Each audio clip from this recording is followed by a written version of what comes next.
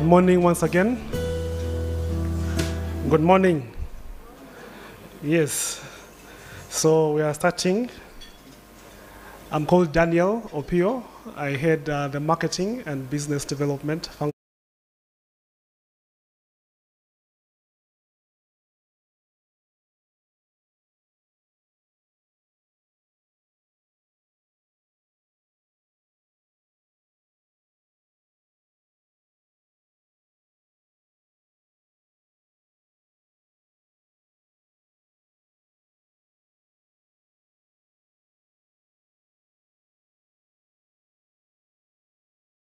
We shall be confirming the agenda, reading the notice, convening the meeting, and confirming quorum.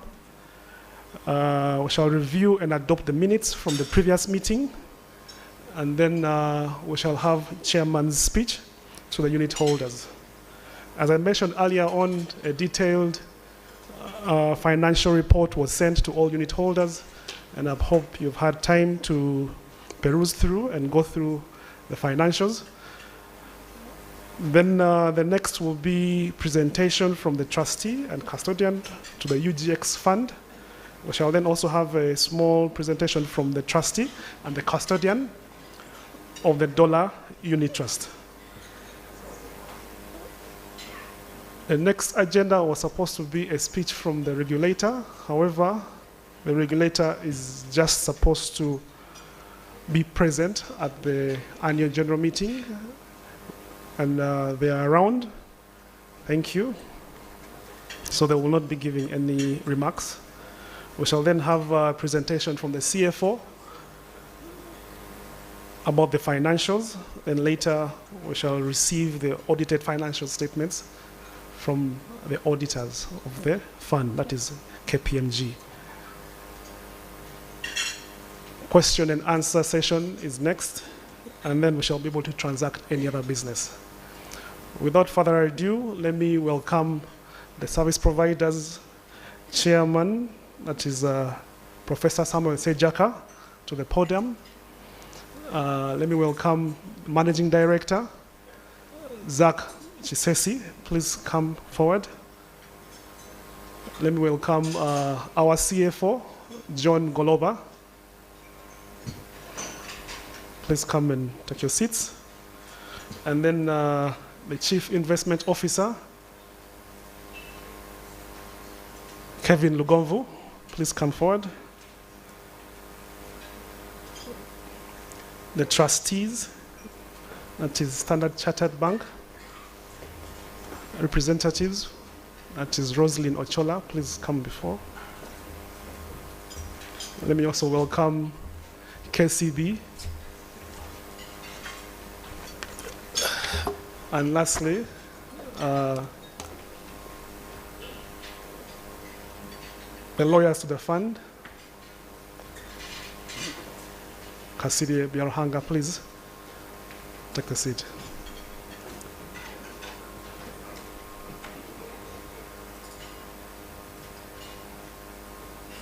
KPMG and the custody, we shall request you to give your remarks at the time when we shall be needing you. Thank you. Please have a seat. I'm kindly requesting for an opening prayer from one of the unit holders. Do we have any volunteers in the house? You can pray? Please come. Thank you.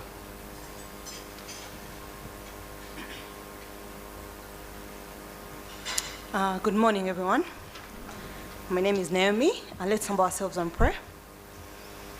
Father, we want to bless your name for this day. We want to bless your name for this time, for this season, Heavenly Father. As we come into your presence, we place this meeting into your hands, O Lord Jesus Christ. May you come and be with us.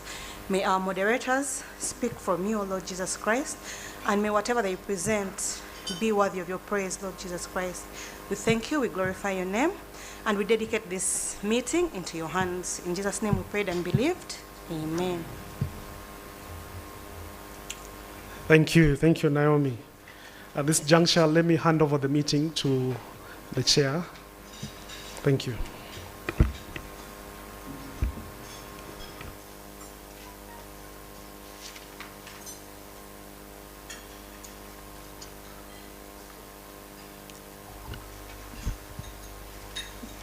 Good morning to you, ladies and gentlemen. Good morning, ladies and gentlemen.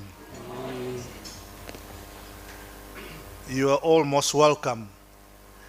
And I think the first thing for me really to do is to apologize for our very horrendous timekeeping today. Please accept our apologies. It was due to a mix-up in the meetings within the group, and we're very sorry for that. So you're all welcome to this annual general meeting, and I want to invite our legal team to confirm the agenda or if there are any other changes.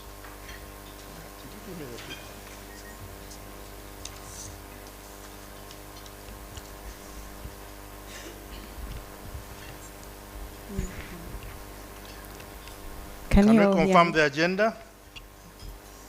Good morning, everyone. My name is Hilda Kansime, legal associate with Custodian and Company Advocates. Like the chairman has said, we apologize for late coming. There was a miscommunication, but I'm ready and glad to be here at the 7th annual general meeting. I think we shall start by confirming the quorum. Yes, confirm the quorum and the agenda and the quorum. Are there any changes, or can we adopt the agenda? Can I invite a member to propose that we adopt the agenda?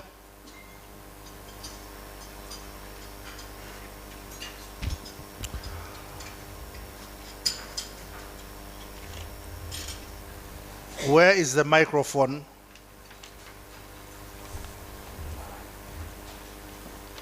Dan, can we have a microphone there? We have, please just say your name and then propose that we adopt the agenda. And then, of course, I will need somebody to second the proposal.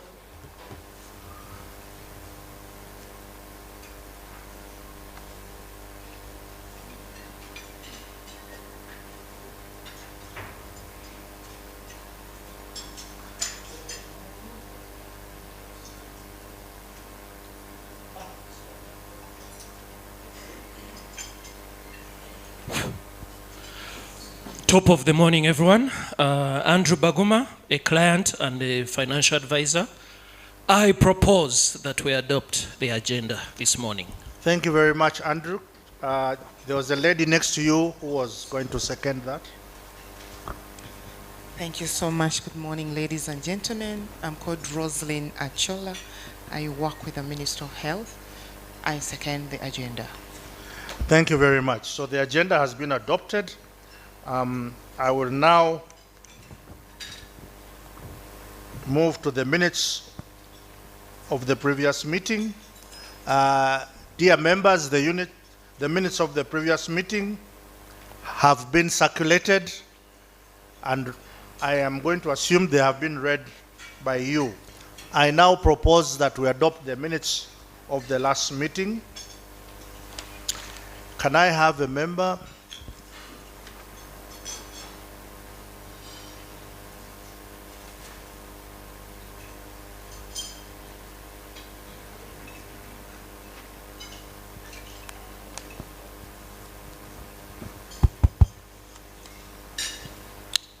My name is Adeke Betty Oba, one of the unit trust holders.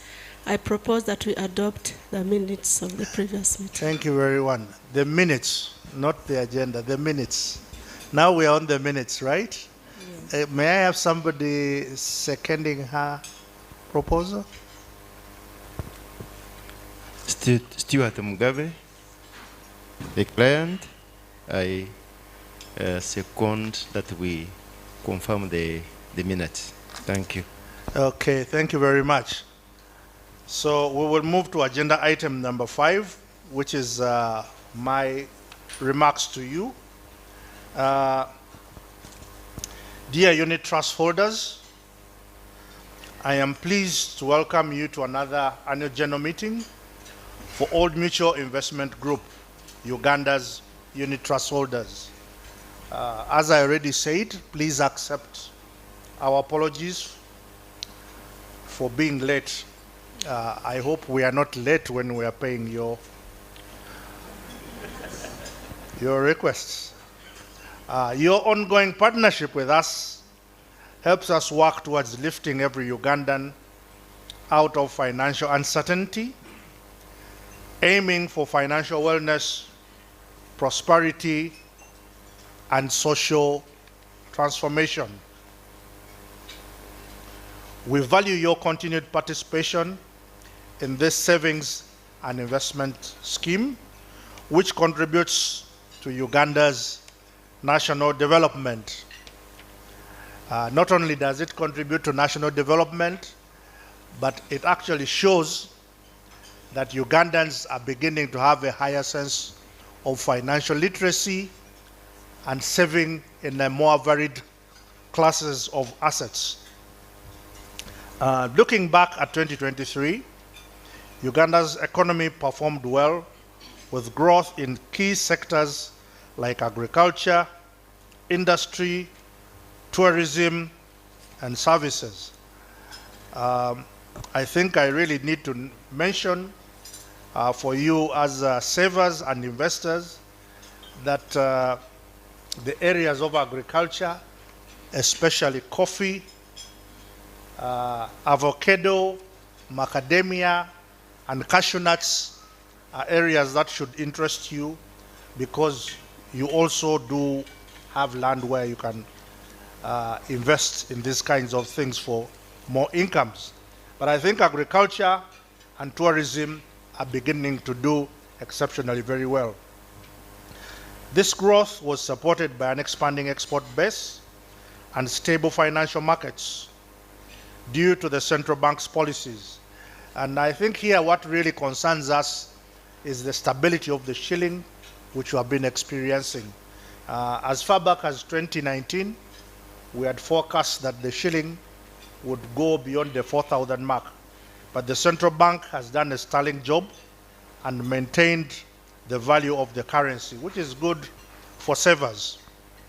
The total value of goods and services produced in the economy, what we call gross domestic product, grew by 5.3%, up from 4.6% in the previous year, driven by the expansion I have referred to above.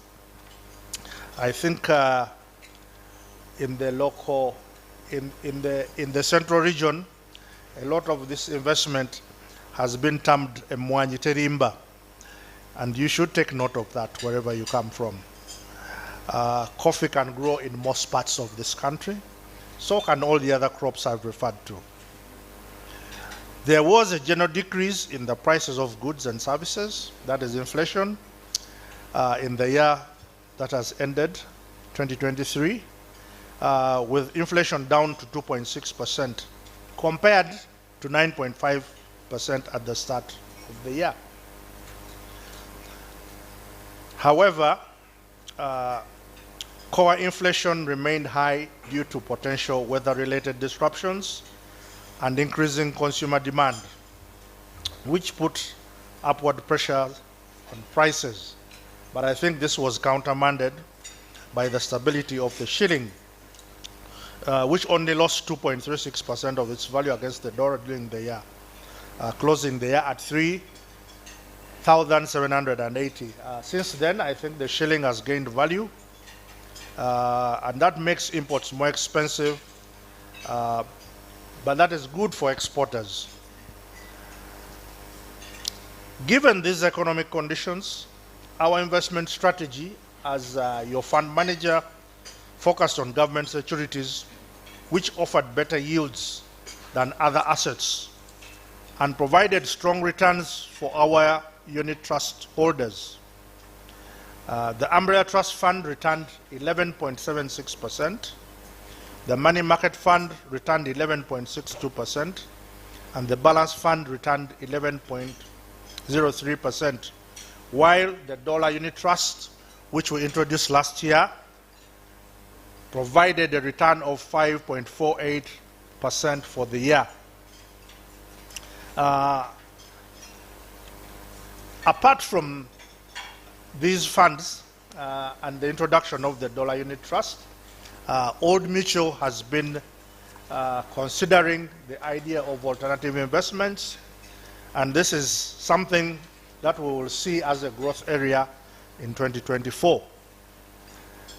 In 2023, we also saw a 53% growth in fund size, reaching Uganda shillings 1.678 trillion in assets under management, up from Uganda shillings 1.098 trillion in 2022. Now,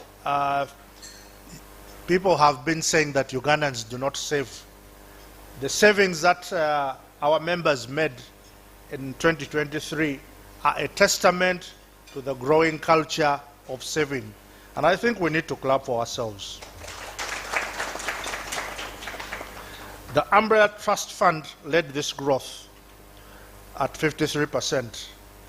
As I have said, we launched Uganda's first dollarized unit trust fund, which grew to USD 11.86 million in 2023.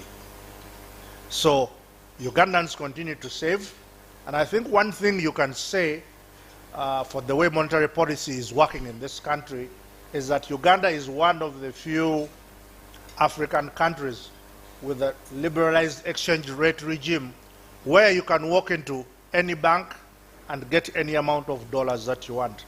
And the growth in this dollar trust fund shows that people outside the country, people in the country, are beginning to look at the different instruments through which they can save. So the dollar unit trust fund is also testament to that.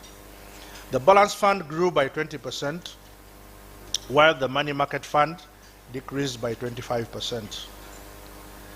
We ended the year with 30,165 unit holders, again a 42.5% increase from 21,167 in 2022. As I have said, this shows that more Ugandans are embracing financial services products as a form of savings. Looking ahead to 2024, despite global economic concerns, we anticipate a smooth economic transition, and we expect domestic growth to be supported by strong investments, particularly in preparation for Uganda's oil production. The government of Uganda has been making big strides in the exploration and development of our oil resources, and this requires all of us to support the government in this effort. The impact of the ability of the economy to develop these oil resources will create significant improvement in the lives of all Ugandans if these resources are put to proper use. And you, our members, need to be cognizant of this development and prepare to benefit from it. In closing, I want to thank the management who are here with me of Old Mutual Investment Group Uganda for their innovative efforts, including launching the first ever dollar unit trust and upgrading our client services portal. These improvements have enhanced the customer experience as we continue to work with you on your journey to financial wellness. I thank you so much for listening to me, and I hope 2024 will be an even better year. Thank you so much. Done?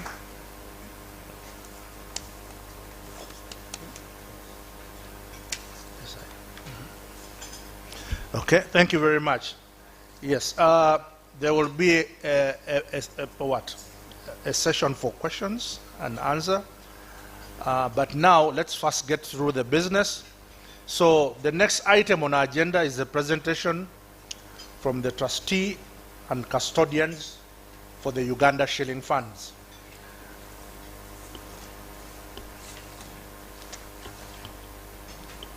Thank you, Chair. Good morning to all the unit holders in the room and also online. I'm representing Standard Chartered Bank. I'm Roslyn Ochola. We Standard Chartered Bank Uganda Limited, as in our capacity as trustee of the Old Mutual Money Market Unit Trust Scheme, the Old Mutual Balanced Unit Trust Scheme, and the Old Mutual Umbrella Unit Trust Scheme, hereby confirm that, as required in terms of sections 121 sub 1 and sub 2 of the Collective Investment Schemes Unit Trust Regulations of 2003, we have satisfied ourselves that every statement of financial position prepared by the fund manager of the scheme fairly represents the assets and liabilities, as well as the income and distribution of income of every portfolio of the scheme administered by the fund manager.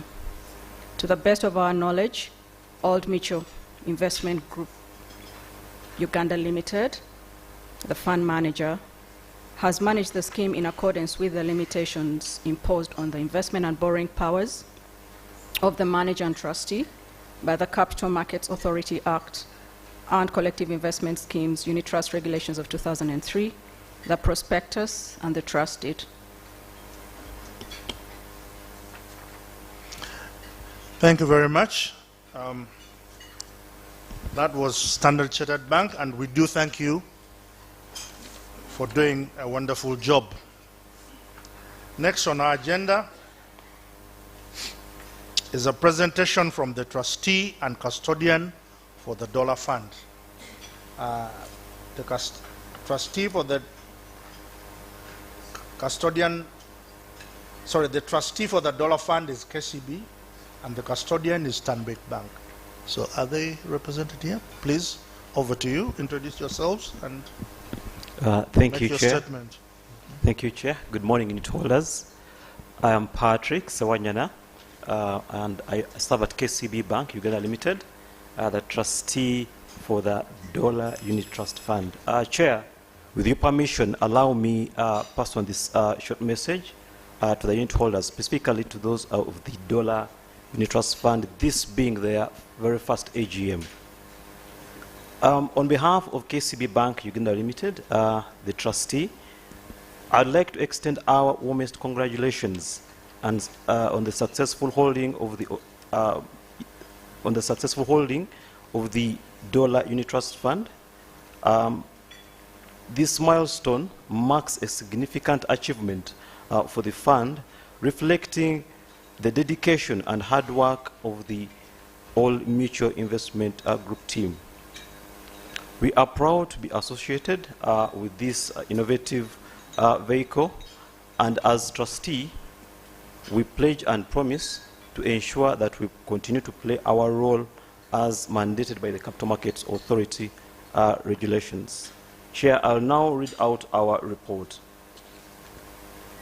We, KCB Bank Uganda Limited, in our capacity as trustee of the Old Mutual Dollar Trust Fund, hereby confirm that as required in terms of Section 121, subsection 1 and 2 of the Collective Investment Schemes in Trust Regulations 2003 of Uganda, that to the best of our knowledge, Old Mutual Investment Group Limited, the new trust manager, has managed the scheme in accordance with the limitations imposed on the investment and borrowing powers of the manager and trustee by the Collective Investment Scheme Act 2003 of Uganda and the Collective Investment Schemes in Trust Regulations 2003, as well as the prospectus and trust deed. I submit, Chair. Thank you very much. The custodian, does the custodian have a statement? Okay. Okay, thank you very much.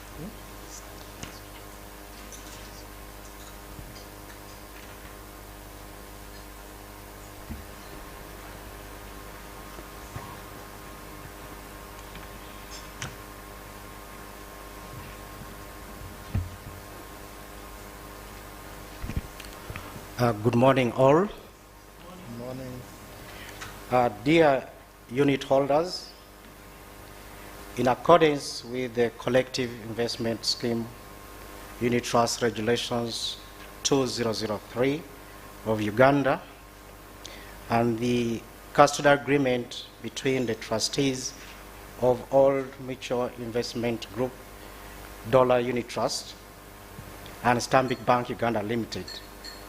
We hereby confirm that we have discharged our duties to the best of our knowledge and abilities within the terms of the custody agreement in the best interest of the unit holders. For the period ended 31st December 2023, we have held assets for the unit trust holders, including securities and income received to the order of the trustee, and facilitated the exchange and delivery in accordance with the instructions received from the collective investment scheme manager. Signed for and on behalf of the custodian, Stanbic Bank, and Romiel. Thank you.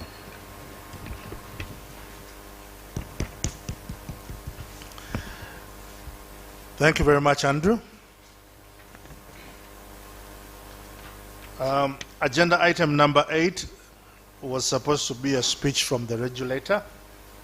The regulator is represented by Immaculate. Can you stand up for recognition? Where's Immaculate?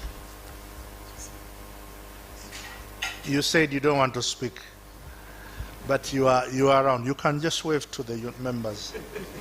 Okay, thank you. That is our regulator, and thank you for coming.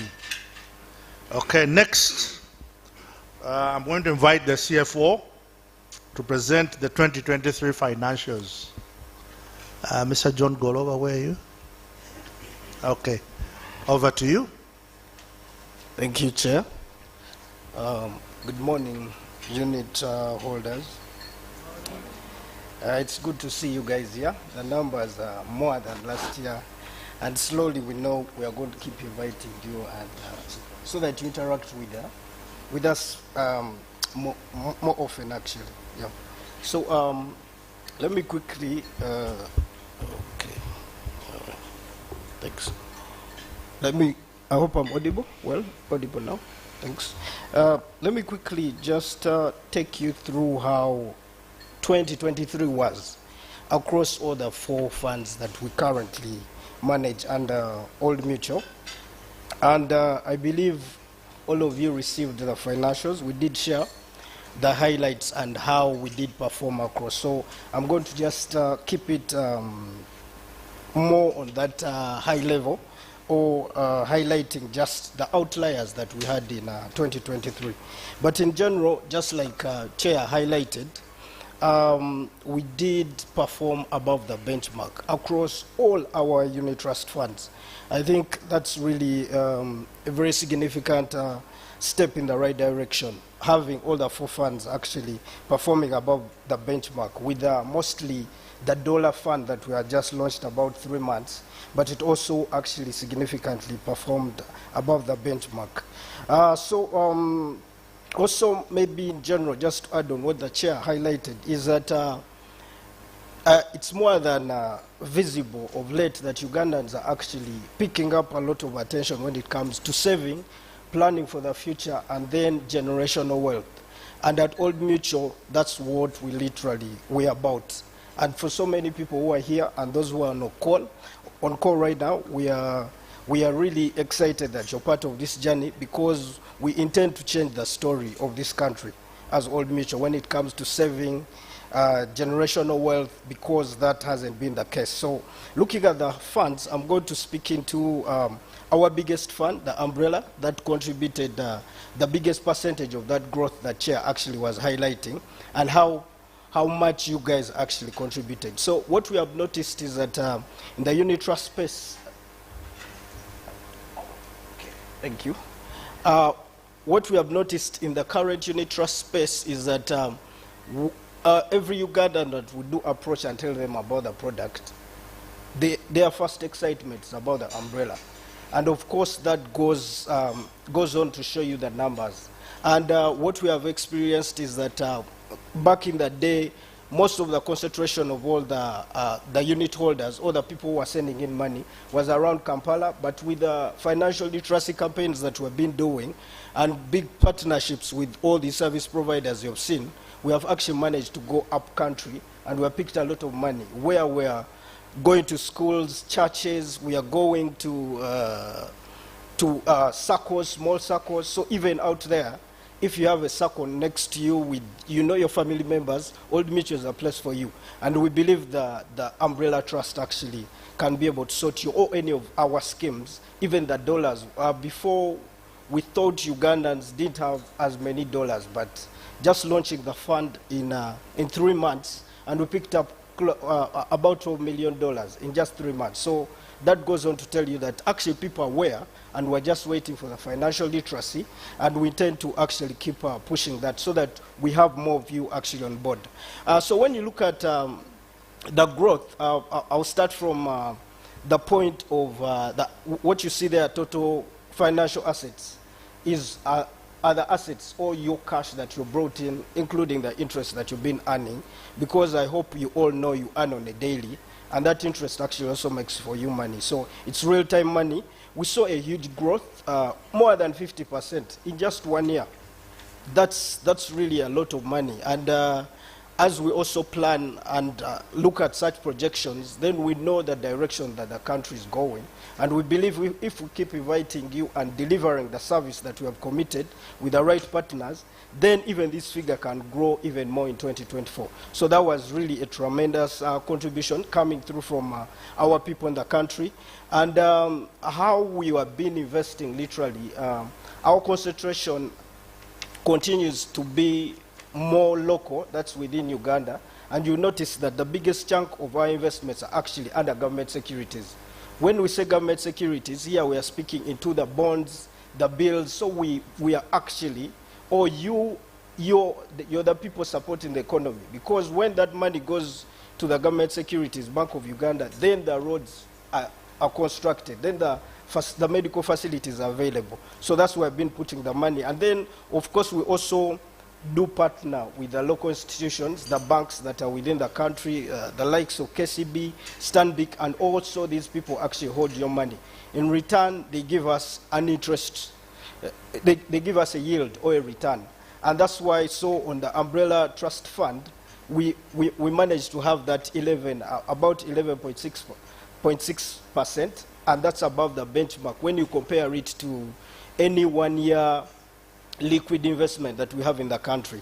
So those were the assets, and that was the growth. Now, also, like I've highlighted, in the P&L, the driver automatically is our interest income.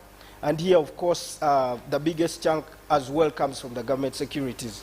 And here we diversify across the portfolio of the different government securities that we are able to access in the country. And I think you also notice when I'm speaking to the dollar that we picked up a euro bond. This was new ideally for managing in the fund, because most of our bonds that you're seeing are in the Uganda shilling at the moment, and we're picking them, of course, within Uganda itself. Under the Umbrella Trust Fund, just to confirm, we did not have any of the government securities across the borders, because in the past, we would actually have picking up bonds in Kenya and Tanzania, but with the unpredictable changing effects and, of course, the shilling sometimes being affected, we notice that it's better if we have all the assets here in Uganda. And that, of course, protects your value, because that's one of our core values, that capital preservation is very key. So that's how we managed to pick up a profit for the Umbrella Trust of 149 billion in 2023. Compared to last year, we just had about 94 billion. So that growth again speaks into the funds, because the funds grew by over 50%, and then the growth. So that was the biggest indicator. Then speaking into our expenses, so how I hope you've all seen the document that we use for onboarding, whether digital or online. And what happens is that all the service providers that you see here are actually big teams that are dedicated to deliver this performance. and to ensure your funds are safe and being invested in the right places. So when the fund is growing, there is a portion that's actually going to all the service providers that you see here, and some that are also sitting in the audience. So how those the expenses grow, they grow literally almost directly proportional to how the income is growing in that specific year. And as much as the fund is growing, then the expenses are actually moving in the same direction. And maybe you're wondering, also the fund management services, my services, and the MD and everyone here actually also sitting there. So we believe when we grow, when you guys bring in more money and onboard more people, then also it makes actually a lot of economic sense and growth for most of the service providers. So that's why you see those operating expenses. But in general, we did not have any addition to the expenses. So they are still the core values: custodial, management fee, trustees, the AGM, of course, to be able to set up this, because we believe as we go along, we intend to grow the numbers, because gone are the COVID days. And those expenses are also there. Then the systems that you're using, I hope you all noticed that we actually launched a new system, and it's being catered by that expense line. And we believe our objective or our direction as management or as Old Mutual is to ensure you get the best service there is, because now the size of the fund is actually no longer just competing locally. We look at ourselves at the East African level, then even when you compare to the dollars and look at the overall fund size, we are literally almost $1 billion. So having a fund that big, that means even the facilities that we are giving the clients, because you're becoming more aware of what's out there. And we believe that system is going to change a lot, and there's more for us to offer actually through such upgrades that we are doing. Most of the explanations that I've used cut across, so I'm going to keep a little bit of shorter highlights when it comes to the other UGX funds until, of course, I get to the dollar. So another fund that we have noticed is that people like is the money market. And here, most of our unit holders, or what people have picked a lot of interest in, is being able to cope with the changing economic times when it comes to returns or what's happening in the market. Because of the size of the fund, I think you can all see it's literally about 637 million, which is manageable when it comes to any changes in the market. And also, however, I think what we noticed in 2023, that we had more people running to the umbrella trust fund, and that's why you're seeing when it comes to profit and even the assets we held in 2022 compared to 2023, with so many people getting, going on the umbrella fund. But also, just to highlight, the money market actually also performed above the benchmark and did about 11.5 as a return for the year 2023. So it was more or less the same return as the umbrella. Of course, the umbrella was slightly higher. So we continue encouraging that even our unit holders who are in the money market, it's a safe space. The regulators are the same, and we also give it the same attention as we give the umbrella. So it's a matter of preference, and then the objectives that you have, you as the unit holder, to choose which fund actually works for you.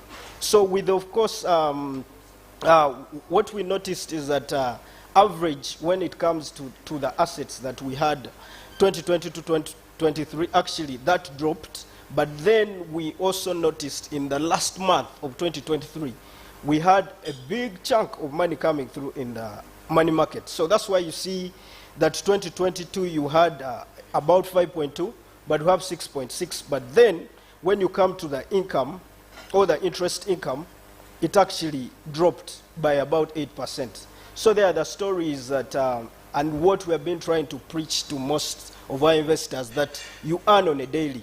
So the longer we have your money, the more money we're able to make for you. So if we get, even if we had gotten, let's say, 100 billion in the last month of December, the interest income wouldn't change as much, because we have only had that money for less than a month. So the longer we have the money, the more actually return we are able to give you. I wanted to just elaborate on that a little bit more. And then looking at our balanced fund, like you hear the name balanced, we try to have a diversity of different investment options. Actually, it's the only fund that we currently have that has equities, or what we call stocks. And here our appetite is a diversification between the USE and the Nairobi Stock Exchange.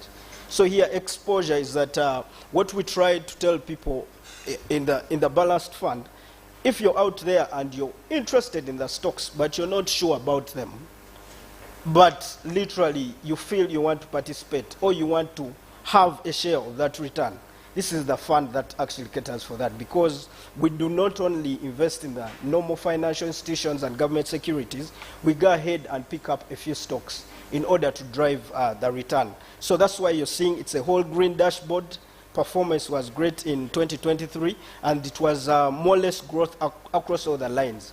But still, even in this fund, our biggest concentration is still within supporting the government of Uganda, which is through the central bank. That's Bank of Uganda. And of course, with that coming through, what we noticed is that we did pick up, of course, some good dividend income. But when you compare our dividend income of 2022 and 2023, there was a slight dip of that because of how much was being declared by most of the people. We noticed that the dividends that were declared for most of the stocks were picking up in 2022 versus 2023. Actually, there was a slight decline, but we are more than ambitious and prepared for 2024 to actually pick better returns. But what we can assure you that our team of expertise and partners that you see here, in case of any changes, we are actually very flexible when it comes to liquidating a few things in case it doesn't make business sense. So even with that a slight reduction in our dividend income, we saw ourselves actually having a slight growth when it comes to the profit that we picked up. So even the balanced fund, like I've highlighted, it's a very good fund, and we believe it offers a lot of options for you. And if you have questions, our teams are actually available to share more details on how that works. And when it comes to the expenses, it's the same process. Like I've highlighted, they are all attached to what we call our net asset value, or what you're seeing down here as the total assets. As it's growing, there is a small portion that actually is taken off to cater for most of these services.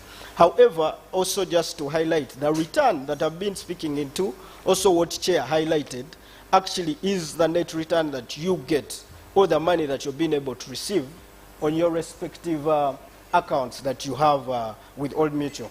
And then lastly, as I'm summarizing, in 2023 we had, I think personally, and of course as the Old Mutual family, we were really excited being the first to launch the dollar unit trust in this country.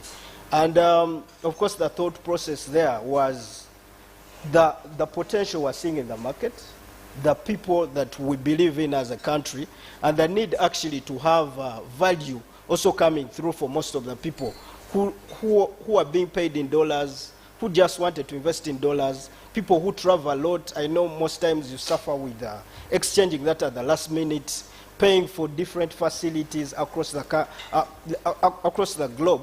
So we noticed that this is going to increase the diversification and your stability, and also preserving actually your capital, you as the unit holders or as a Ugandan.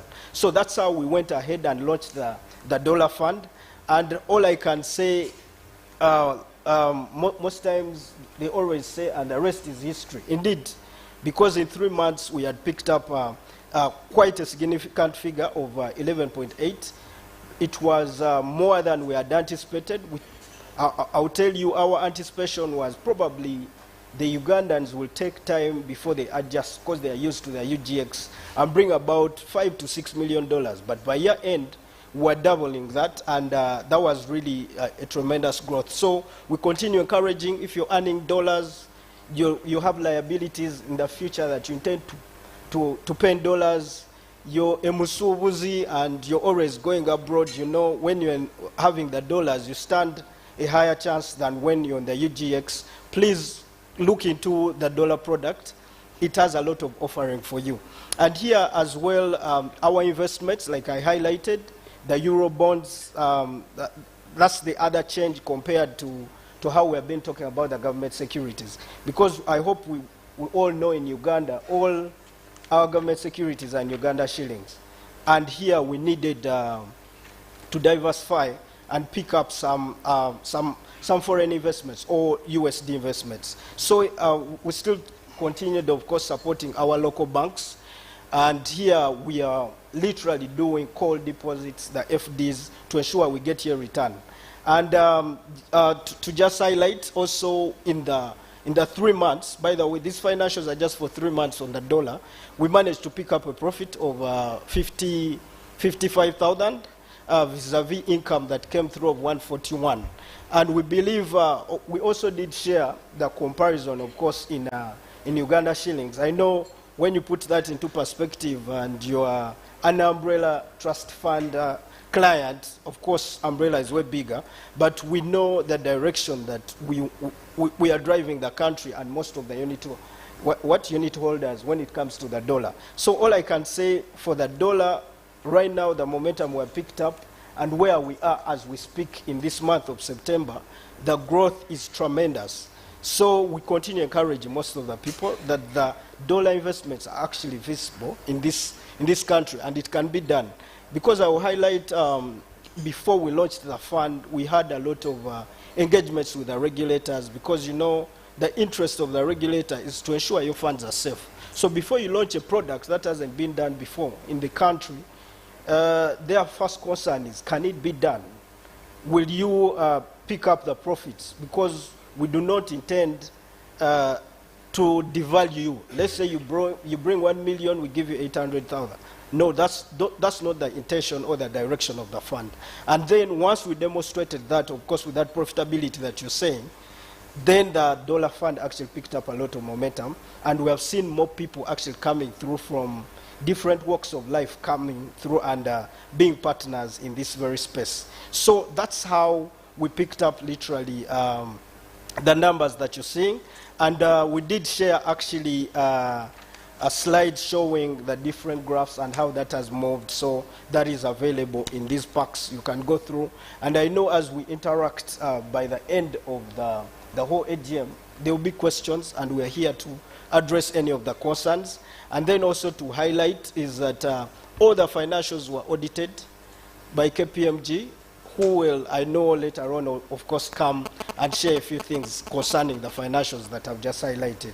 So allow me to stop here and give it back to Chair. Thank you, Chair. Thank you very much, John. I will now invite KPMG to give their opinion on the financial statements. Is Mr. Inaget here or his representative? All right. Please introduce yourself and then give us the opinion. Thank you very much, Chairman. Good morning, ladies and gentlemen. All protocol observed. My name is Jovita Babidia, Associate Director representing KPMG on behalf of CPS Stephen Inaget, who has sent in his apologies. We confirm that we audited the 4 financial statements of the OMIG unit trust funds that John has taken us through, the CFO, and we are ready to give an opinion which was signed on 27th March 2024. Our opinion is on page, I think, 8 to 11 of the abridged report that you have in front of you, and it's on the first 2 paragraphs of our auditor's report. I will read it verbatim so that I don't miss out on anything critical.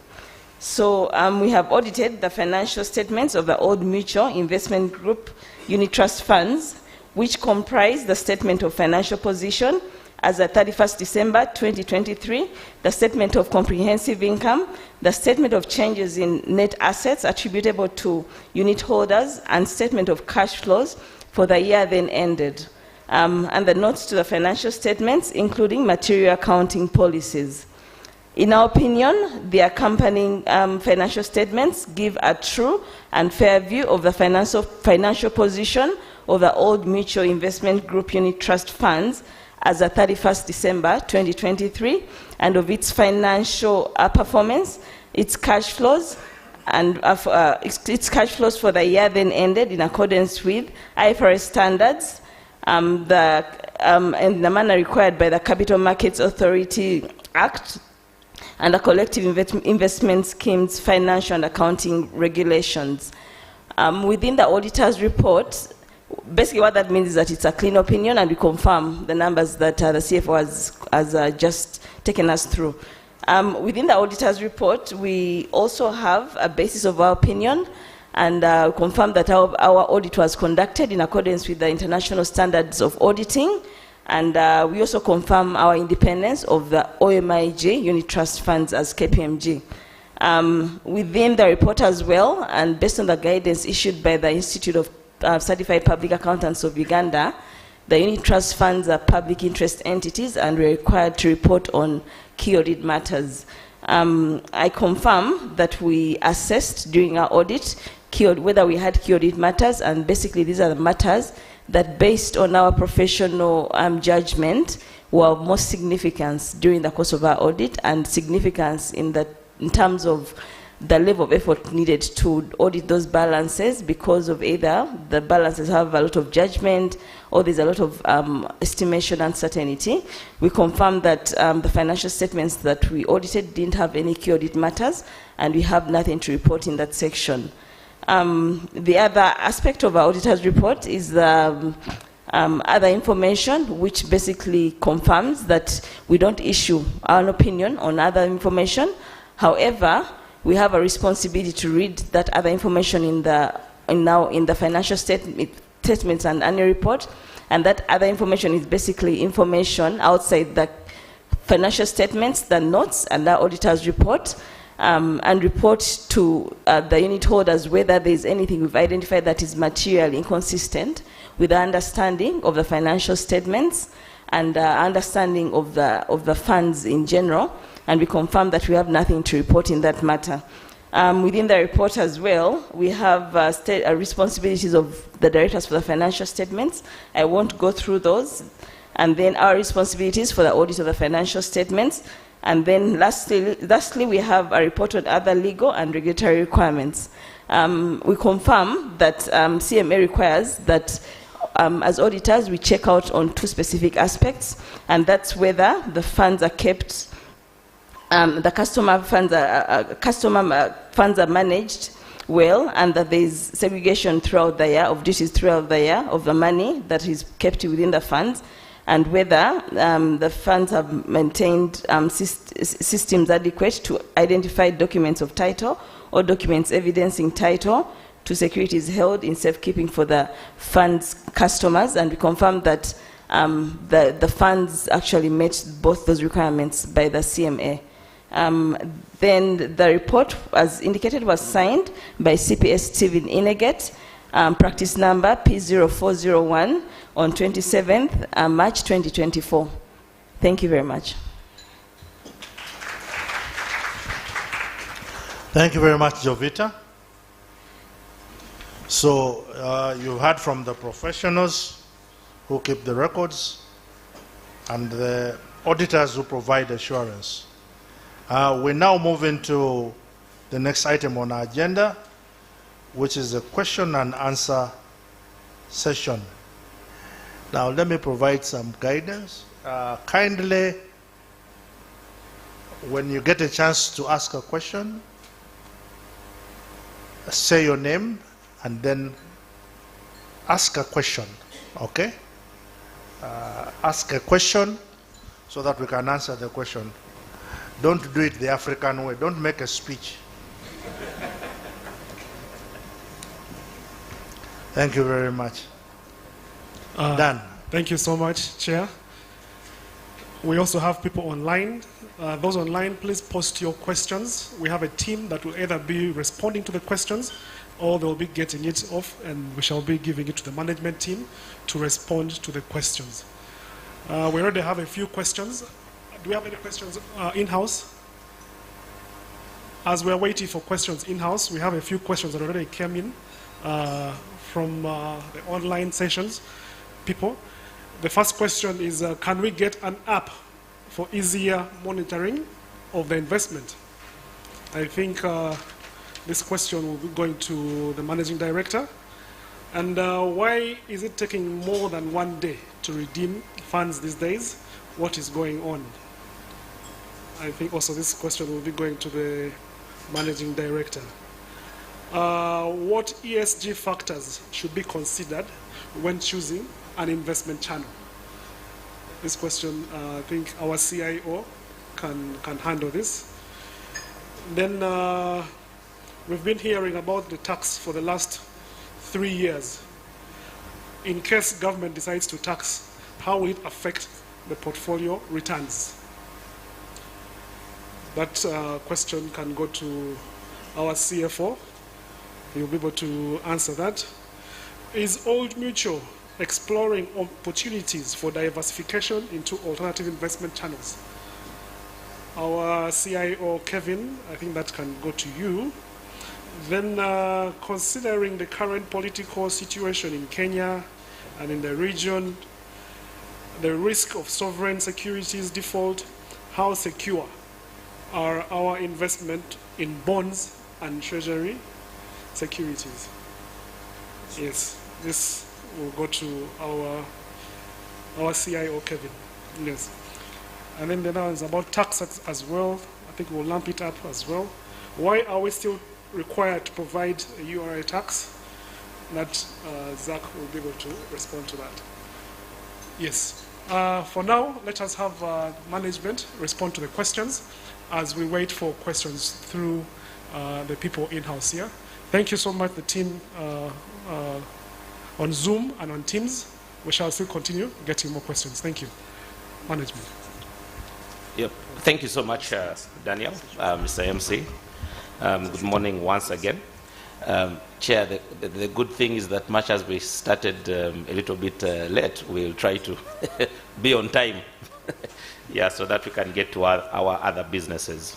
Yes, so I think there was a question about the apps for easier monitoring of investments. We have a whole team, a business transformation team, which also has a number of staff whose focus is based on, or focused on, well, they are focused on innovation. So when we talk about innovation, we are talking about improving the customer experience. And by that, we are talking about having digital solutions to a number of challenges that we are facing. It's very true, as the CFO presented, that we have significant growth, but also significant growth in Africa, in any business, not just ours, comes with a reduction in the customer experience. Whether it's a restaurant that grows into many chains, there's always a challenge about maintaining that quality that the customer was used to. Now, we have not shied away from that challenge. We accept the fact that we are much bigger than we used to be 5 years ago, and we are ready to move to the next step. And automation is at the forefront of this journey. So that team that we are talking about, the business transformation team, is not just looking at an app. An app is just one of the customer products available to improve on this customer experience. What about a USSD code? What about paperless transactions? As we speak now, all redemptions can be made on the system. In fact, I would like to use this opportunity to tell every client here, please, don't send us those physical forms. Please log into your back office and initiate a redemption from there. We have also moved on to create a platform that is answering another question that a number of groups have raised. These are investment clubs, circles. If you're seated there and you're a group of investors with us, one of the biggest questions that has always arisen in the past is it possible for Old Mutual to to give us administration services for our members, meaning that can a SACCO partner up with Old Mutual, and each of the members in that group is given their individual statements? Now, the answer to that question is yes. So if I told you a SACCO and you're there, if I told you an investment club, all we need from this AGM is for you to just send us a simple Excel with the members of your group, whether you're 10, you're 50, you're 100. Every deposit that you have, for example, if you have 10 million, just give us the breakdown, give us the emails and phone numbers. And what the system will do is that on a monthly basis, every member in that group is going to be sent their customized statements. I hope we're speaking to the digital journey. So if you're seated there in your group, that's a problem of the past. We are very, very aggressive in terms of providing a solution to the challenges. I know there was a clap there, but it died so fast. I thought. So the question is not just an app. We are talking about improved customer experience.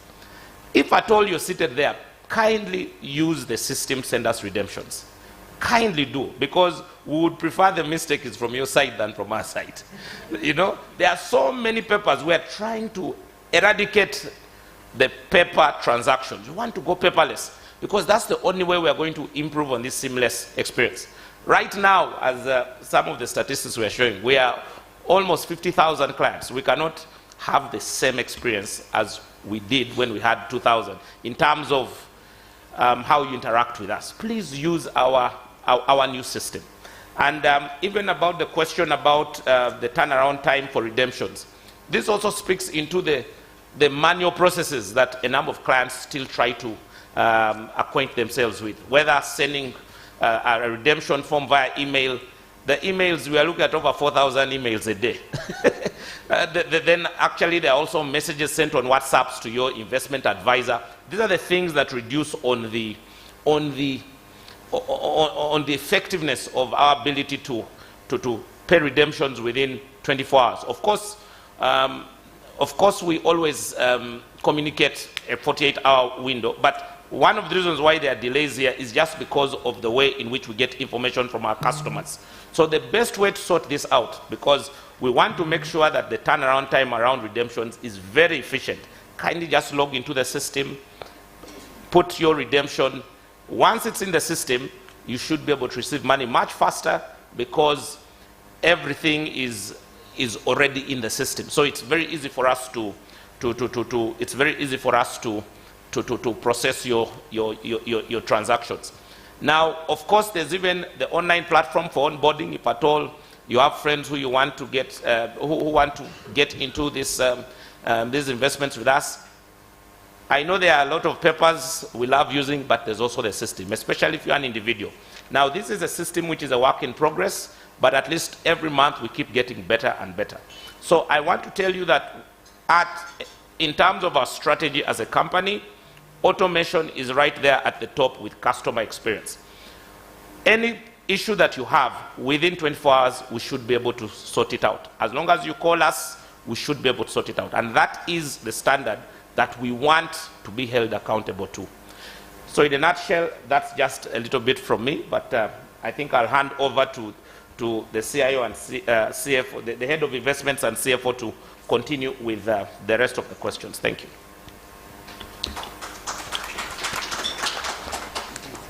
All right, Kevin, there were a few questions that were channeled in relation to the ESG factors considered when choosing investment channels. And then there was also a question in relation to considering the current political situation in Kenya. We saw the Gen Zs taking over management for some time. How is that going to affect the sovereign securities, investments in bonds and treasury securities? Thank you. Yes. Yes, so the issue of credit risk is very important to us, and both at corporate level, that is with the companies that we invest in, but also the sovereigns. and we do a very thorough review for any investments that we make. So the issue of sovereign risk has been of very concern lately, especially after we saw the likes of Ghana and Zambia default. So when you try to bring it back home, I would say right now we are in a relatively better situation, much better than what we are seeing in Kenya. If you look at our debt to GDP, it's still just about 50%, which in a way is not a very worrying. What's worrying is the trend. So you will see that over the last couple of years, we've seen that the split between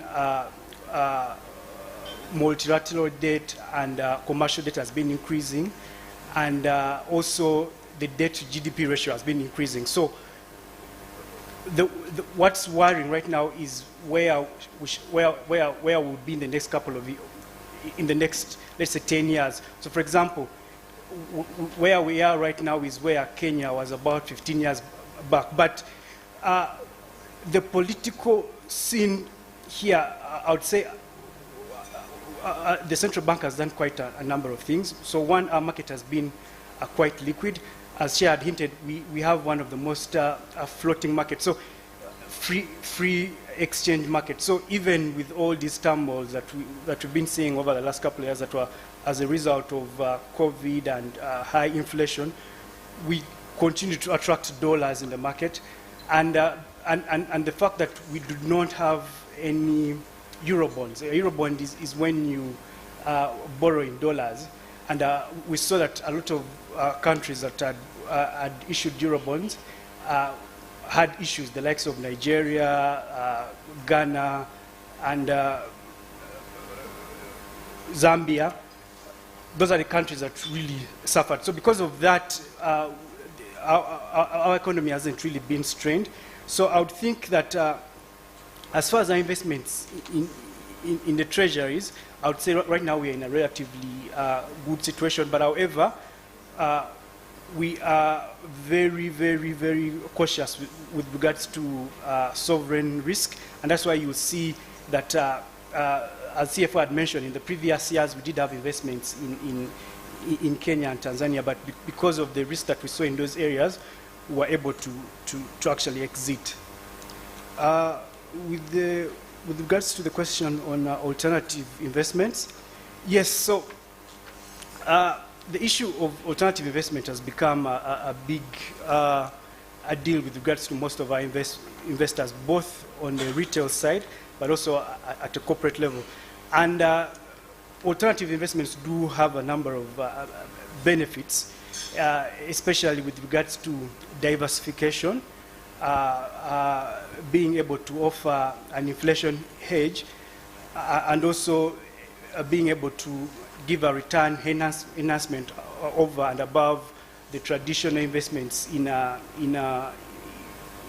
bonds and stocks. So you find that the way alternative investments work, and with the alternative investments we're talking about investments that are besides the traditional, that's bond stocks. So with alternative investments we are looking at things like real estate, private equity, infrastructure. So you find that these investments tend to perform, their returns tend to behave separately from the normal investment. So you find that in times when, let's say, the economy is having a lot of inflation, and let's say prices of bonds are being affected, you find that the likes of real estate will perform relatively better in such scenarios. So which offers an inflation edge, but also diversification in those periods. So as Old Mutual, we are looking at a number of areas.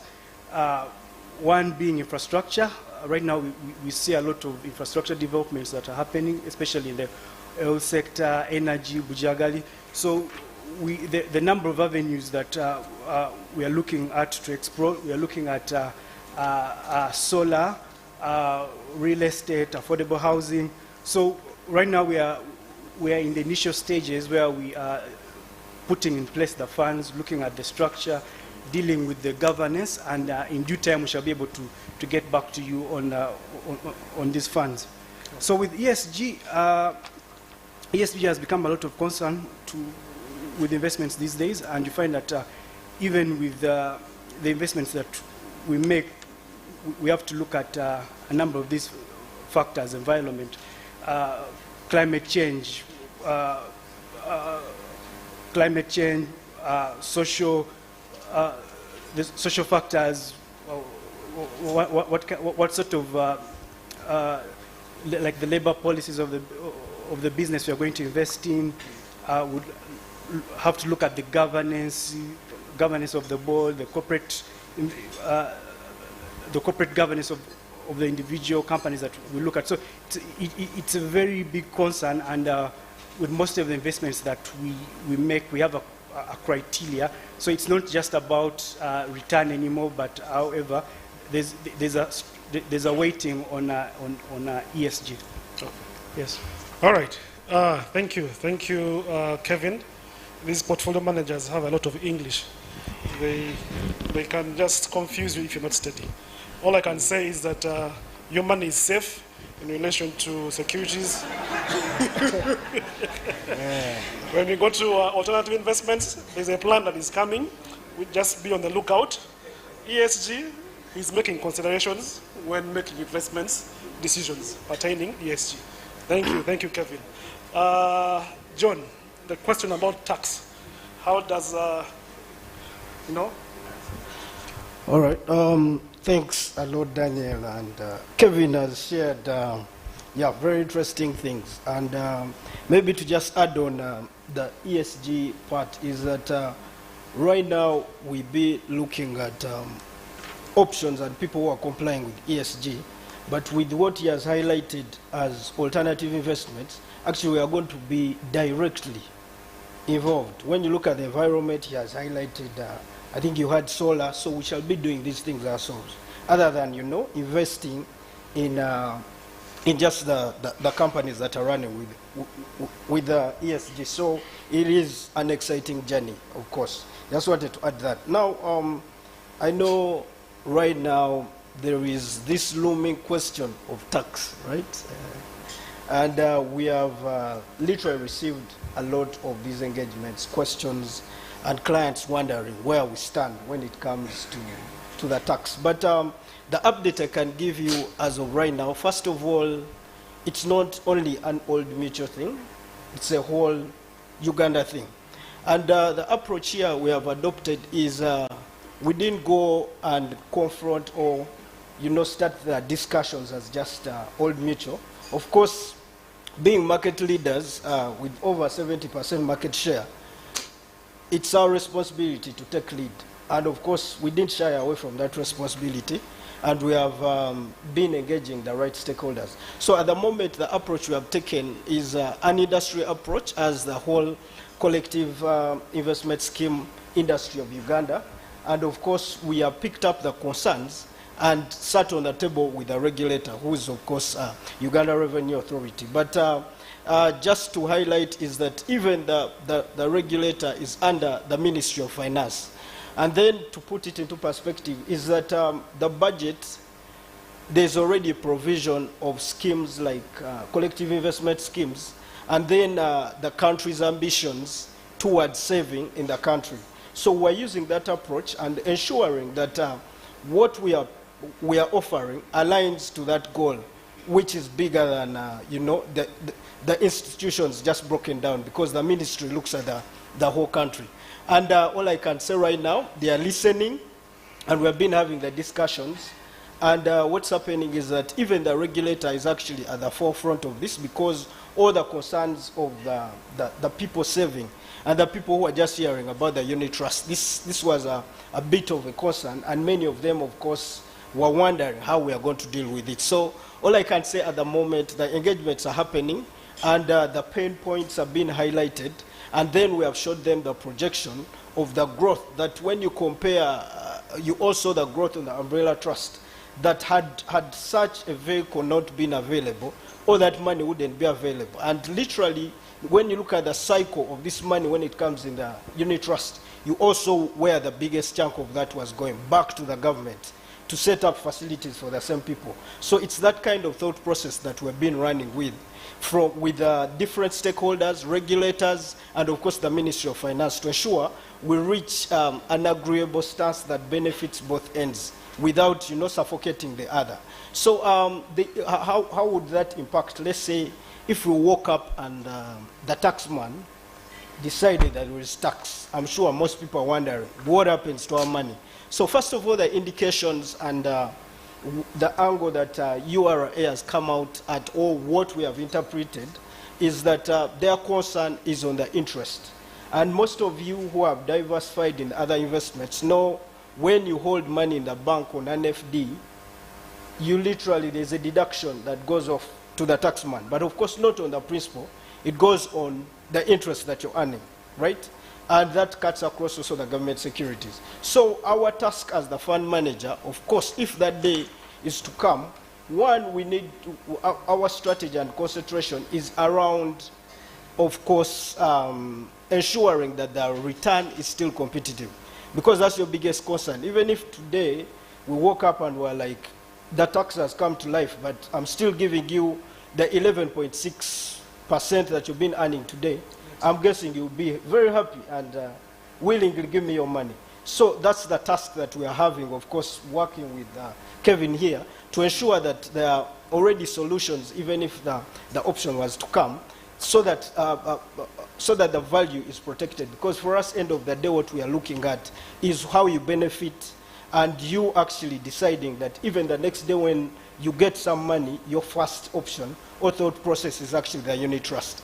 And then the other part is, of course, as Old Mutual, diversifying in different investment options that we are able to offer that can get you the return that probably, if it's reduced on the unit trust, how do we ensure that we pick it up for you on the other end?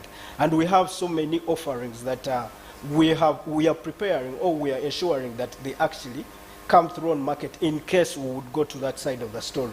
But we believe with the discussions we have had so far with the regulators and of course from ministry, that our standpoint, and of course with the existing regulation around collective investment schemes, that we are on the right track.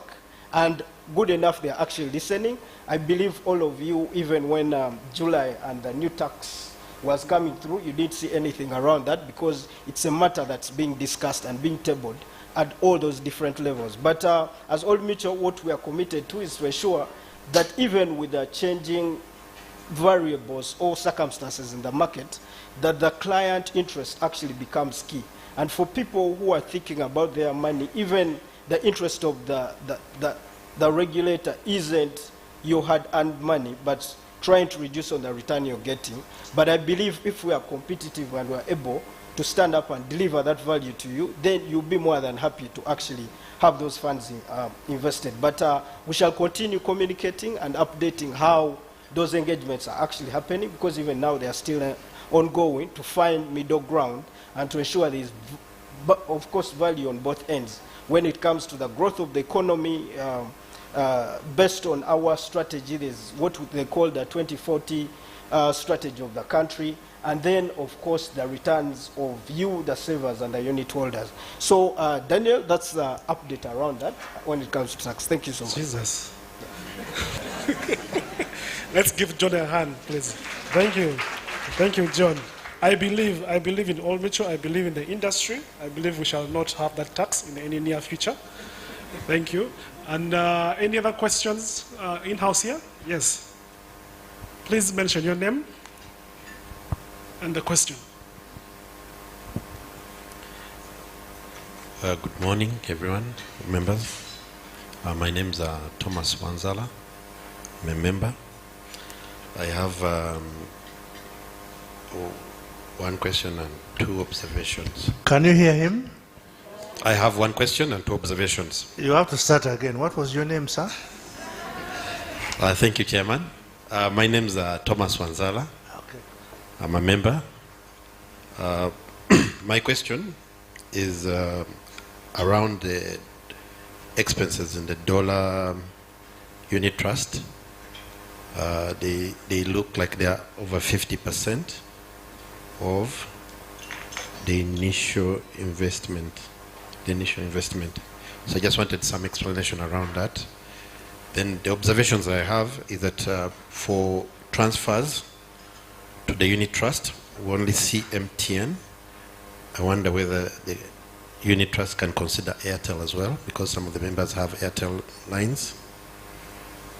And the last observation is that since the CFO explained about the tax situation, but I would also want to add that the unit trust is already paying taxes when it receives the monies from government already. So wouldn't that be double taxation thereafter if they are also taxing the interest? Thank you.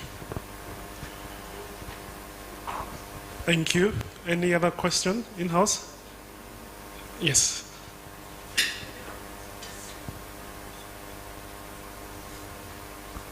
I'm Stephen Mujumbura. My question is on statement of the trustees. There's somewhere where they say we have satisfied ourselves that every statement of financial position prepared by the manager of the scheme fairly represents. Now, why not well? Why not excellent or satisfying? Fairly represents the assets, you know? I'm not satisfied by that. All right, thank you. Thank you for that. There was a hand up there. Yes. Management, I hope you're jotting down the answers, the questions. Thank you, Daniel. Good morning, everyone. My name is Marion Apio, and my question is, does the dollar, is it a balanced fund? Now, the dollar investment, does it allow speculations like aging for the client? That's all. Yeah. And maybe also, where do other contracts like Sure Deal fall under the 4 different categories of investments? Thank you. Any other questions, or should I read the ones online? Okay, there's one here.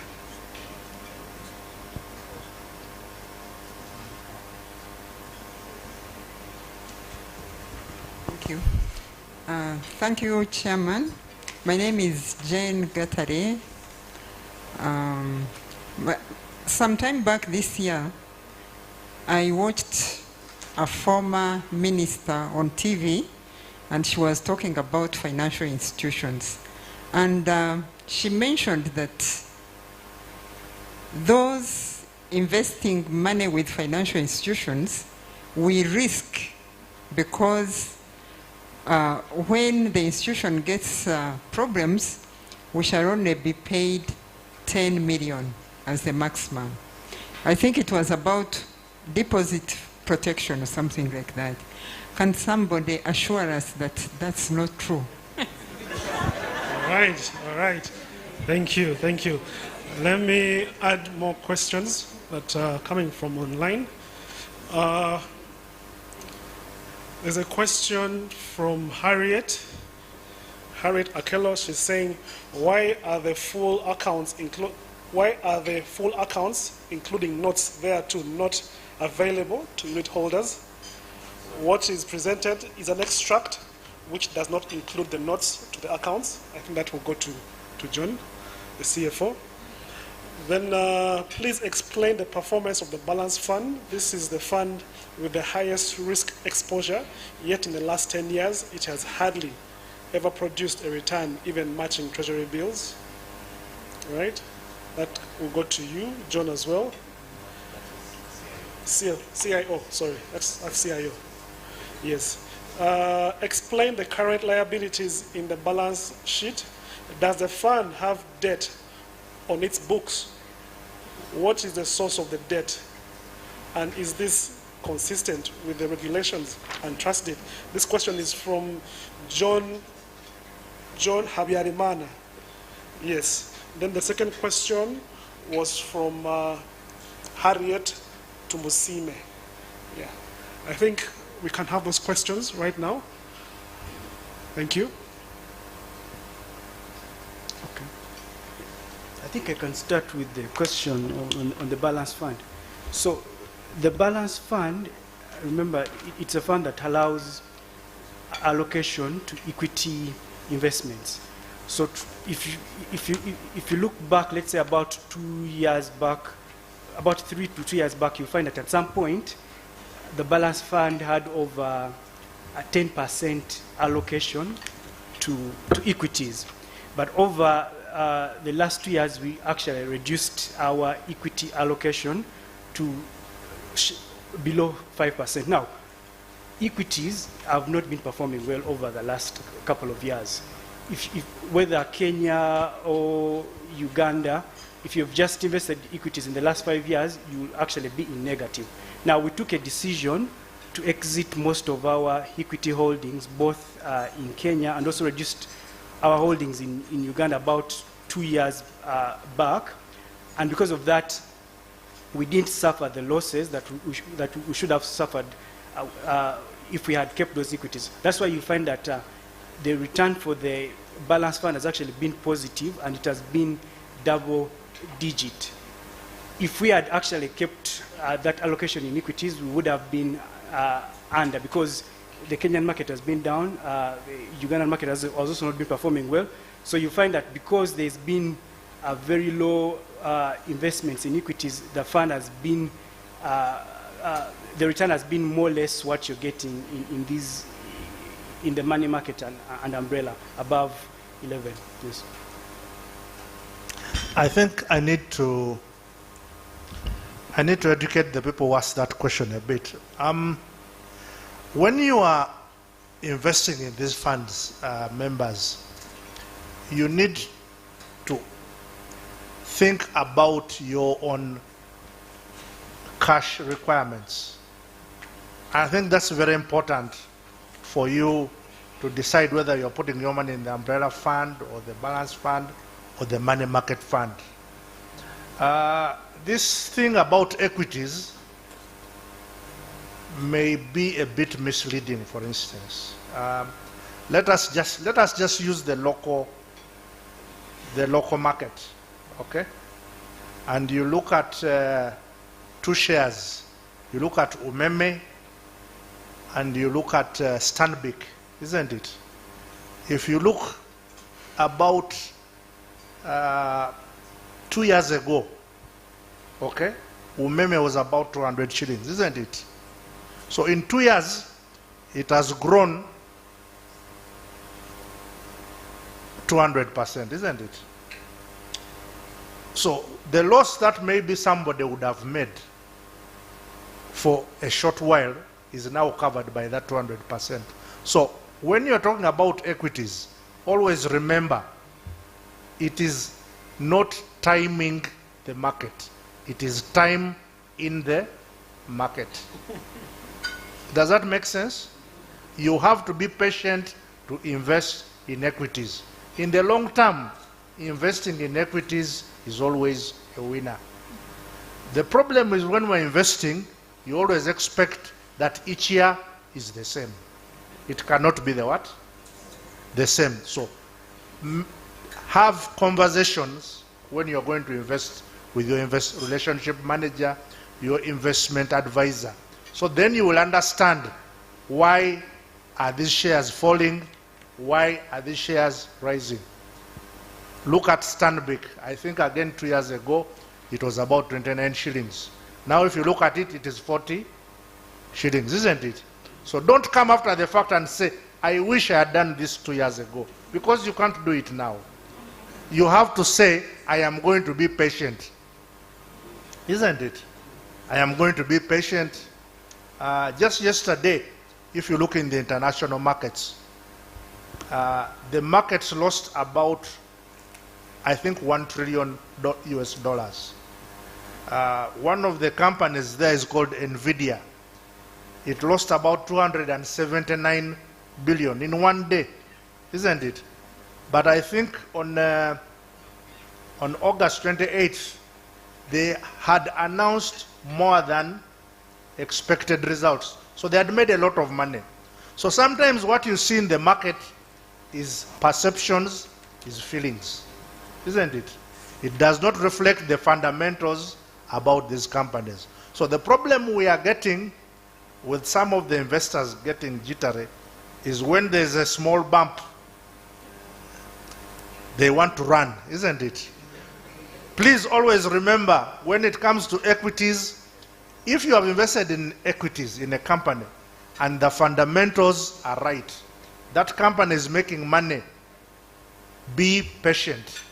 It is not timing the market, it is time in the market. I thank you so much. Thank you, Chair. Thank you, Chair. John, please, the questions. Thanks a lot, Daniel, and thanks, Chair.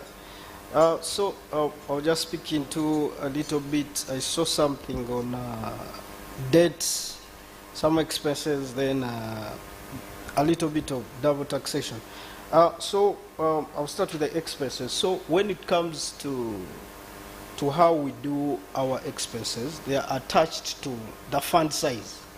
So what's happening is that the charges of running or maintaining a dollar fund in this country, it's 1.3%. That's what we charge per annum. So when you run the number against the 12 million, actually that's how we get the expenses. So they are not, let's say, that we keep changing them as the market changes, because we run or we are regulated under something called a trust deed that all these stakeholders sign on, even the regulator is aware, and they put a hand on that. So even if, let's say, we made a lot of money and we wanted to increase our pay, let's say we're like, you know what, we have made this guy so much money, can we increase the pay to 2%? Actually, that can't happen.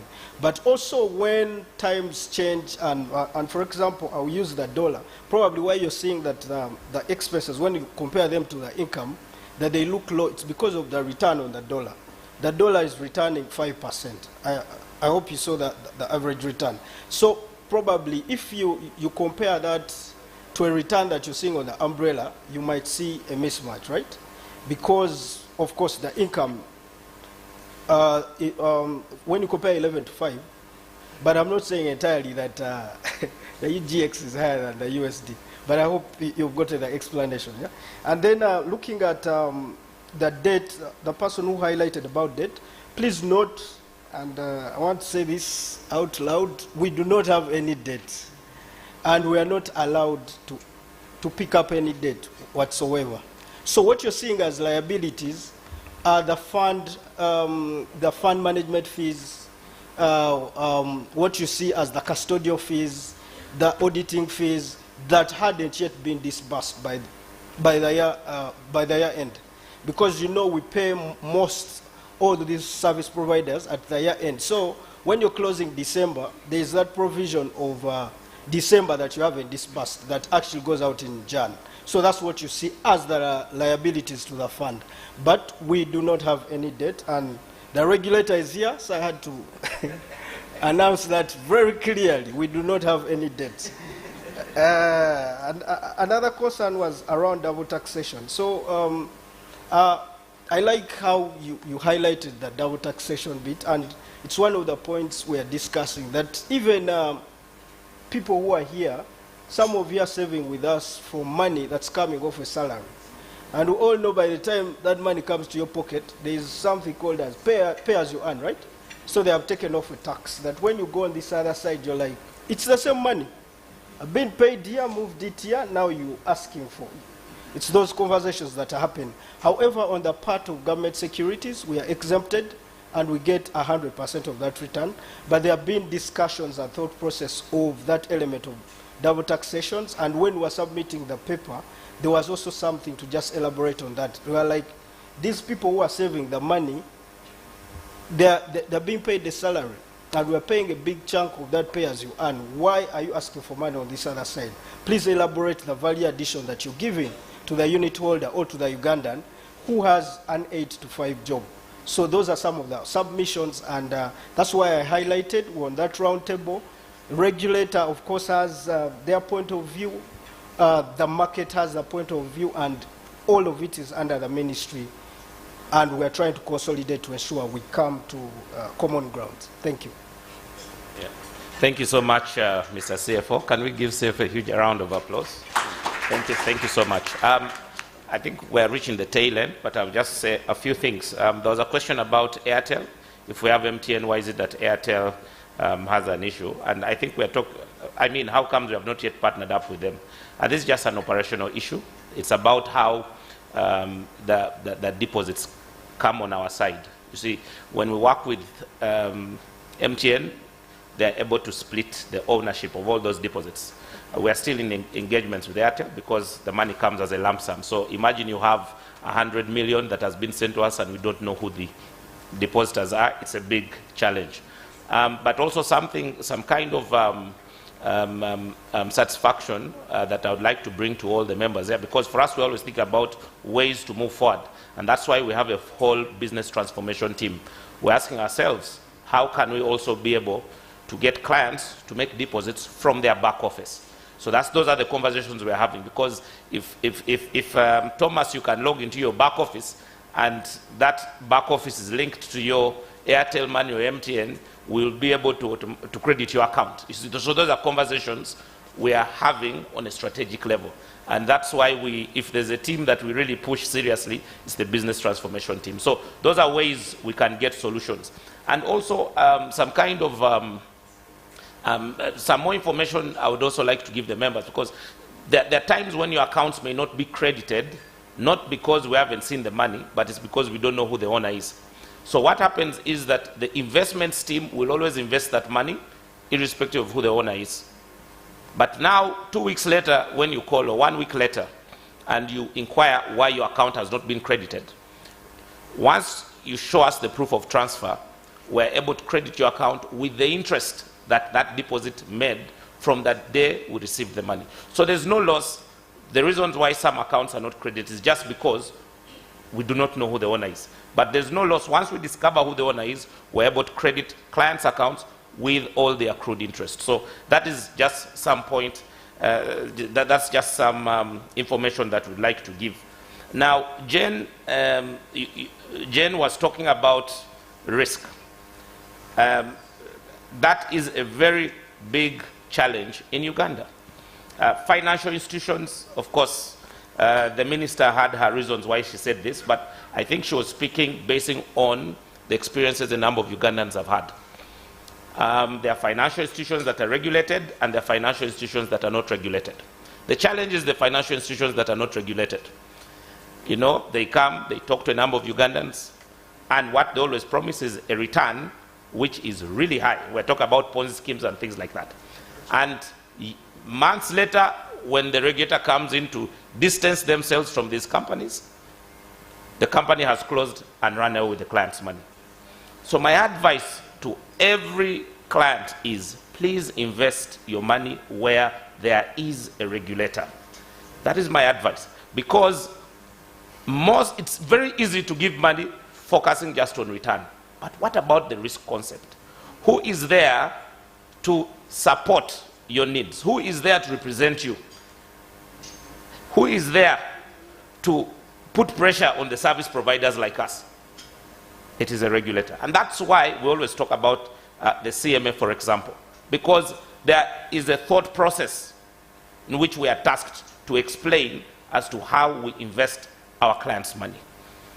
Now, it's because of that yes, there's the Deposit Protection Fund, which actually insures depositors' money to a maximum of 10 million, meaning if I have 1 billion and I lost this money, the maximum compensation I'll be given is 10 million.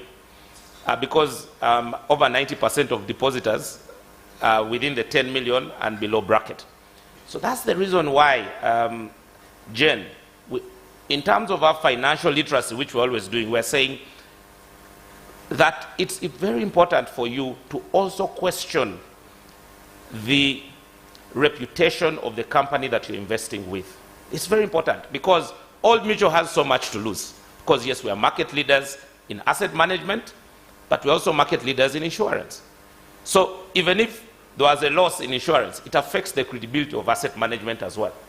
And because we have something to lose, we have very, very strict risk and compliance measures. We have internal audit. We have all these professionals who are there following a number of transactions that we are making. This is the reason why we make sure that we prudently invest our customers' money. So even if along the way an institution may go bust, the investments team ensures that when we are investing our clients' money, the overall health of that client is safe, is secured.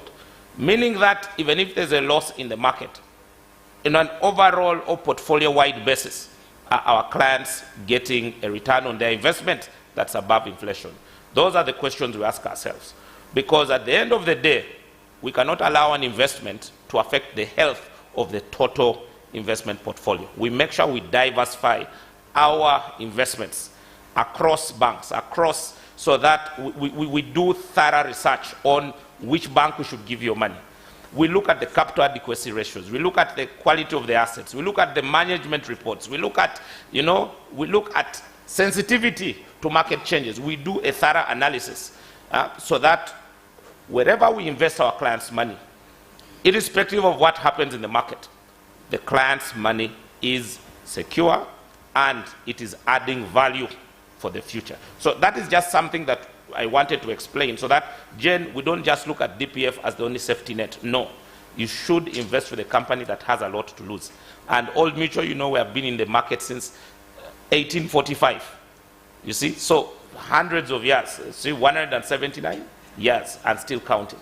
So there's a lot that we have to lose if we lose our clients' money in a very in a way that is not so professional. So that is the satisfaction that you have, that we can give you. On a lighter note, I'm proud to be seated next to my chair, who is also a professor, because there were some technical questions that were asked about the wording of these statements and things like that. So allow me to let a gentleman who has educated majority of the CFOs in this country, who have always been used as a way to confirm the credibility of our statements using those words, to explain to us why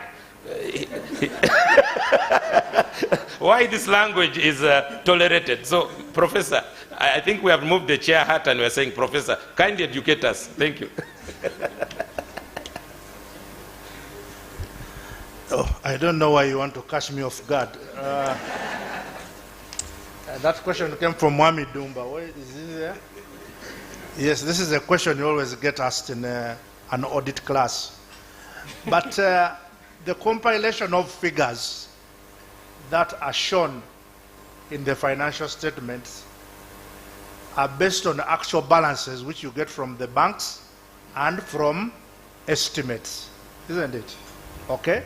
For instance, you may estimate that I have money in dollars and I'm going to use this exchange rate.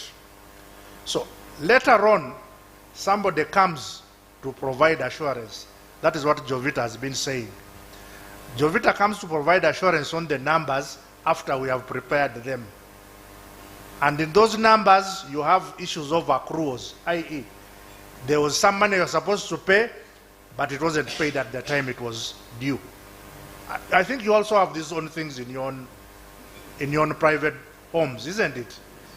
The time when you're going to pay the what? The water bill. The water bill you are paying today is not necessarily for the water you are consuming now, isn't it? It was maybe for the other month.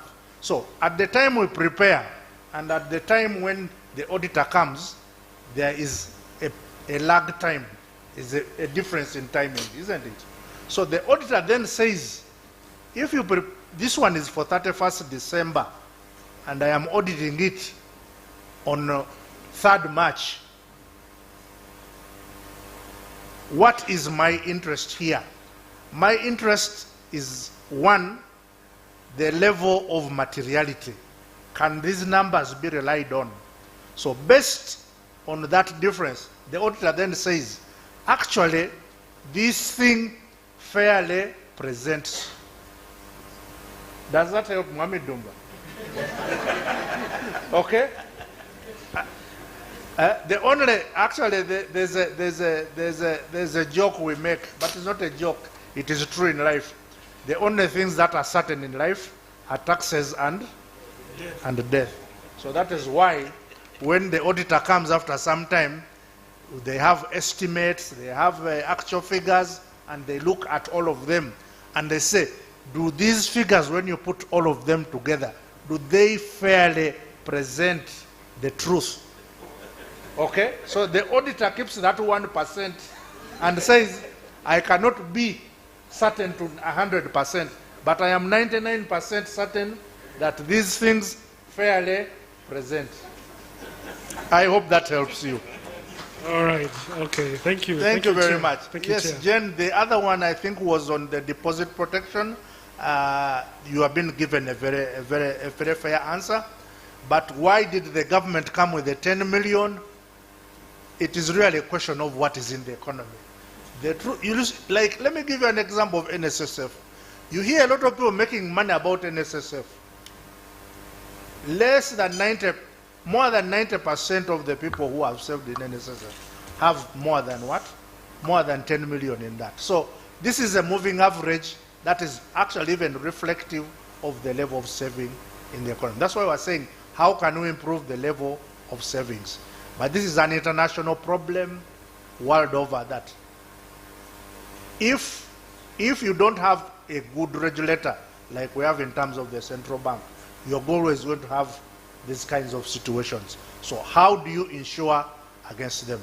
Now, for us as a group, we have taken a decision to diversify the portfolios, a decision to cross-sell, a decision to ensure outside that fund and ensure that we give you more security. The ultimate thing which you have to take away is that, as I have said to Mr. Dumba, that there will always be risk if you're going to make a return. It is a question of how you manage that risk. And that's what we do on a daily basis. Thank you so much. Okay, thank you. Thank you, Chair, for that. Before I hand over to Chair for the next item, I would like to answer the question that was asked about where does Sure Deal fall in all this. As you're aware, Old Mutual has got about 4 businesses in Uganda. We have General Insurance, which is UAP General Insurance. We all sit at Nakawa. There is Old Mutual Life Assurance.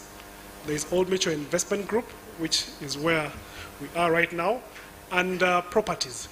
So the Sure Deal falls under the life assurance. A Sure Deal is a life policy where your savings are tagged to life components. But the investment is purely an investment policy with the unit trust and other asset classes that we invest in. So Sure Deal is strictly a life policy. Thank you. So Chair, please take us on this. Let's thank management for responding to the questions. All the questions that are coming online, there's a team that will continue answering them as we continue. Right. Thank you.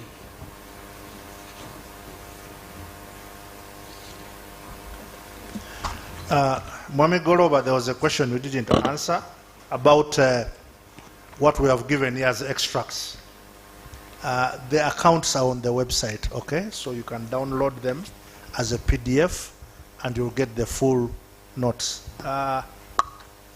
When I remember about 15 years ago, when you used to tell people about Google, you know students like giving you nicknames. So the students started calling me Mr. Google in the class. But truth be told, the internet has brought a lot of the answers you want to us. And whatever we have given you is actually also on the website. So that is something we have to get used to, going to the website and looking and finding information. So thank you very much. You have been a wonderful audience, and the questions have really actually been enlightening. So as we come to an end, I think we want, the next item is to transact any other business on the financials. And I think the business, if I'm guided by the Secretariat, is to approve the financials, right? As they have been presented by the CFO and by the auditor. So may I invite somebody to propose that we adopt the financial statements as presented? And somebody to second.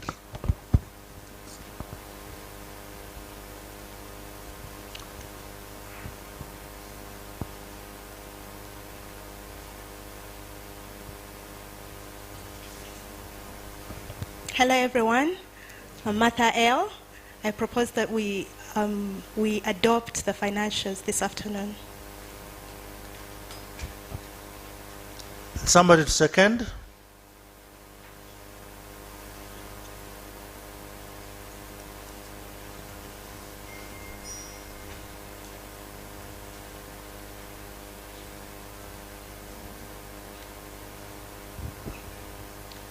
I second that my name is George Tushabomwe, member.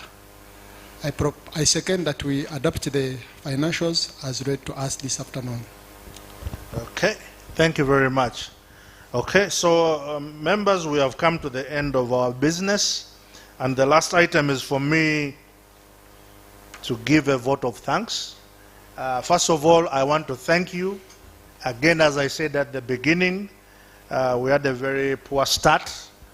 Apologies once again, but thank you for coming and thank you for being patient. The second thing I want to say to you is thank you for saving with Old Mutual. Please continue saving.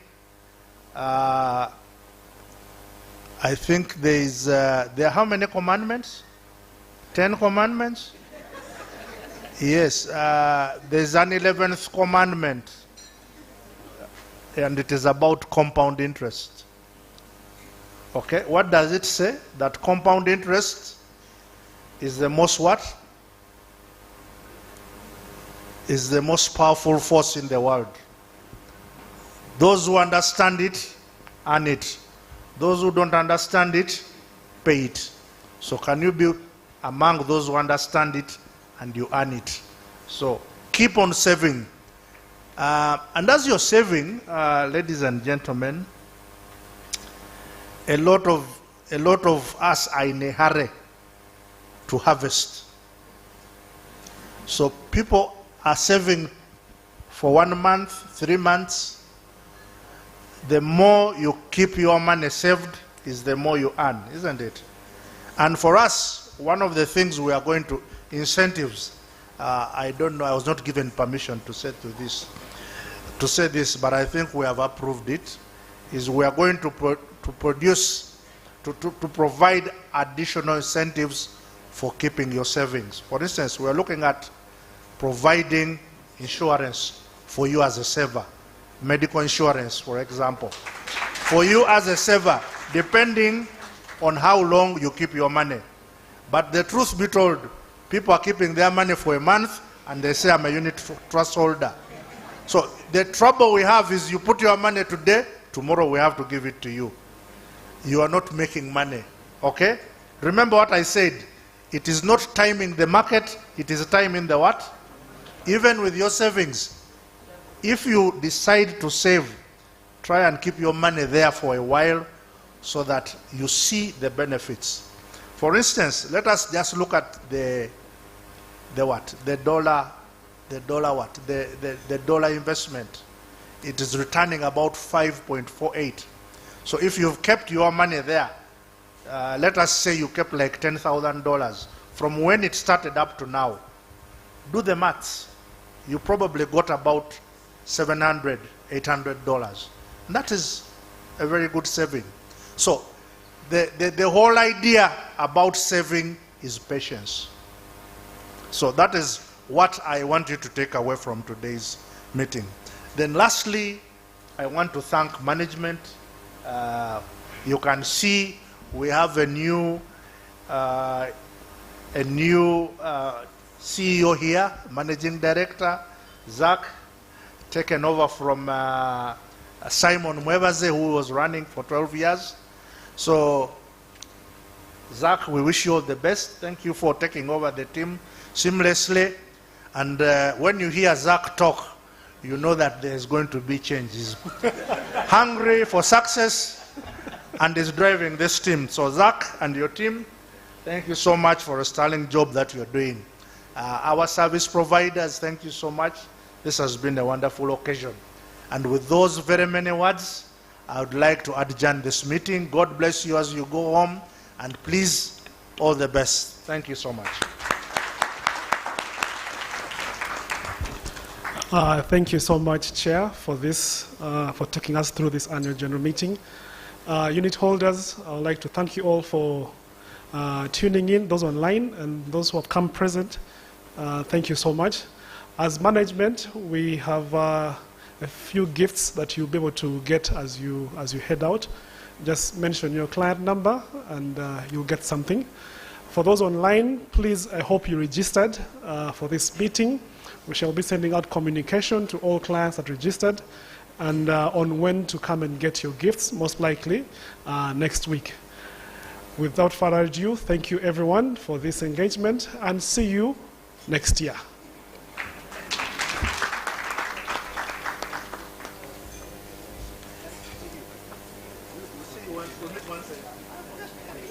That's okay. Thank you very much. So what's your name? Hilden.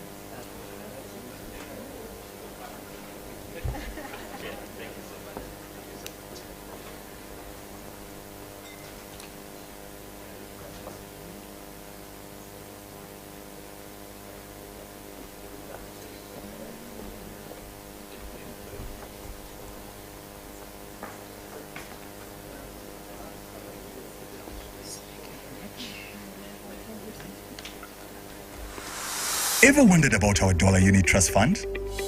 It's your passport to easy dollar investments.